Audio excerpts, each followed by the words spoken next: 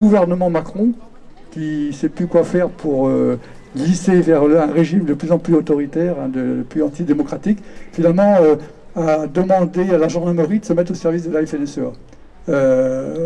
On a connu ça, c'était sous Pétain. C'était sous Pétain. Voilà, hein, où c'était les corporations, hein, deux gays brillants, président de la coopérative de Landerneau, qui est devenue Triskalia et maintenant Eureden. À l'époque, c'est ce qui se passait. Hein. Il avait mis en place les chemises vertes, et ensuite, Pétain lui avait mis la gendarmerie à son service. Voilà. Donc, Macron, il se comporte comme... Alors, c'est peut-être Inès. Ah, bah, c'est Inès. Ah, voilà. Oui, salut Inès. Ouais.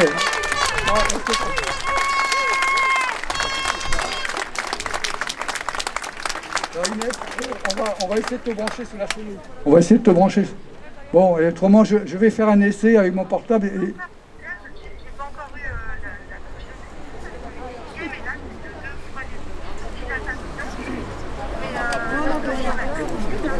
D'accord, alors Inès vient de me dire que donc elle est toujours dans le tribunal parce que elle est la sixième, sa plainte qui va être examinée est la sixième, donc ils sont obligés d'attendre. Donc on n'aura sans doute pas la réponse peut-être avant 1 heure. Donc bon, ben écoute, merci Inès. Hein, voilà, on t'en là.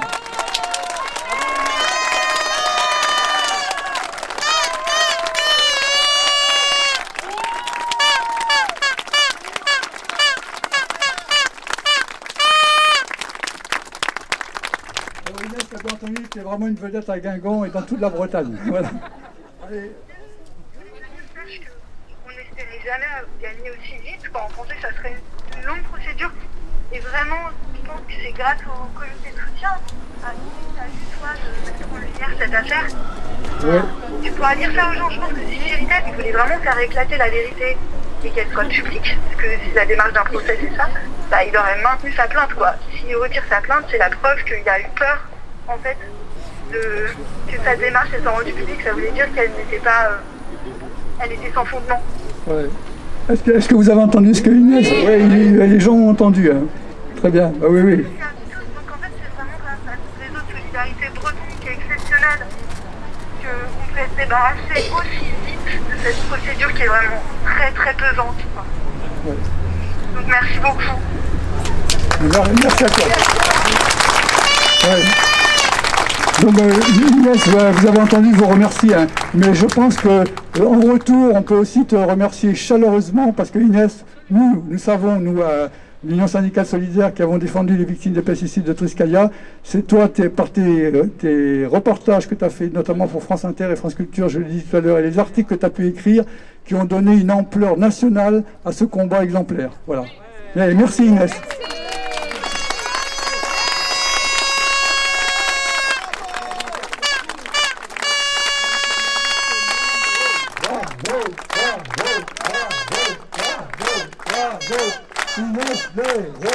Bravo, Inès Véro, bravo, Inès Véro, bravo, Inès Véro, bravo, Inès Véro, bravo, Inès Véro. Bon Inès, on va te laisser retourner au tribunal et donc tout à l'heure on dirait. Dernier quand même. Chéritel, ouh Chéritel a repassé. On connaît vos méfaits. Et les autres, c'est des blaireaux.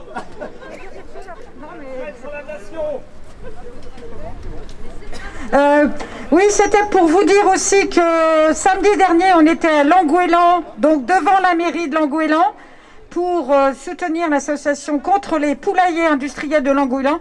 Ils veulent mettre plus de 120 000 poulets. Et aussi, il y a d'autres projets dans le Morbihan, hein, il y a Plodrin et un autre. Donc, soyez vigilants si vous voulez. Il y aura d'autres rassemblements, d'autres actions. Donc, on va continuer. Et aussi, peut-être faire attention à l'agrandissement de toutes les serres industrielles qui sont chauffées au gaz dans tout le Trégor. Donc, là aussi, il va falloir qu'on s'y mette. Merci. Bon, alors s'il y a d'autres personnes qui veulent prendre la parole, Annie, nous. Deux petites précisions. Serge avait évoqué la concomitance de 3 audiences aujourd'hui. C'est vrai qu'il y a donc une audience à 13h30 pour Régis du collectif Stop Méthane. Mais bon, personnellement, je pense que je pourrais encore... il est possible de se rendre à Saint-Brieuc pour l'audience de 15h.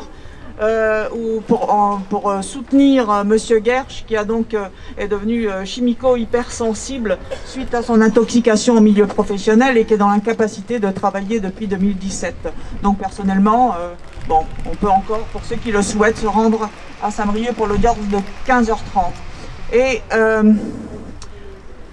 par rapport à ce contexte pesant qui fait que finalement le climat se tend et que les affaires se terminent en justice.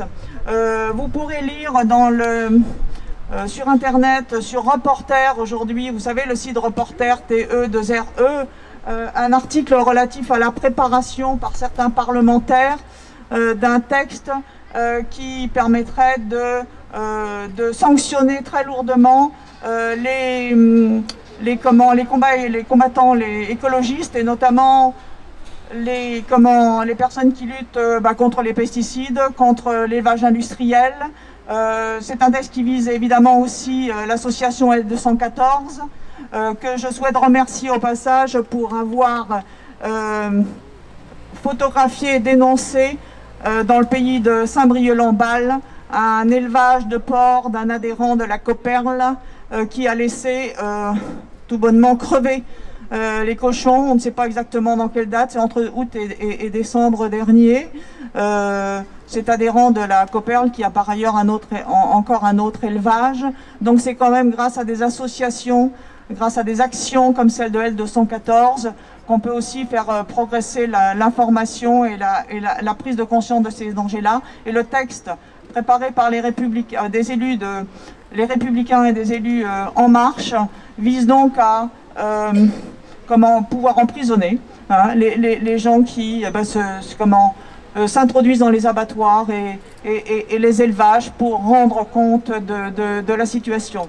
Donc il ne faut pas qu'on se laisse intimider par ce nouveau tour de vis qui est en préparation. Merci. Je voulais juste excuser André Olivreau, président de l'Alto Marée Verte, qui aurait vraiment voulu être là aujourd'hui, mais qui est retenu pour une affaire de santé à l'hôpital de Saint-Brieuc. Bon, moi, ça ne sera pas très long. C'est juste pour annoncer que nous organisons, donc on est plusieurs collectifs, dont la LDH, Amnesty International et plusieurs collectifs et associations qui s'occupent des migrants, notamment qui ont été déboutés du conseil départemental, le CSSP de Lannion, etc. On organise donc le 6 février à Guingamp, à 14h30, le rendez-vous est place du Champ-Roi, une manifestation pour le respect des droits des migrants. Bon, ça faisait suite à de nombreux rendez-vous qui n'étaient pas donnés par la préfecture et qui du coup ne permettaient pas aux jeunes ou aux moins jeunes de pouvoir suivre leurs études, travailler, etc. Ça se débloque un peu au niveau de la préfecture, sous la pression qu'il y a eu. Maintenant, il y a toujours des droits qui ne sont pas respectés. Vous avez sûrement vu des jeunes qui sont en apprentissage, qui doivent arrêter leur apprentissage parce qu'ils ont 18 ans et qui n'ont pas ce fameux papier, etc. Donc c'est par rapport à ça qu'on manifeste le 6 février à Guingamp, 14h30, place du Champ-Roi. Merci.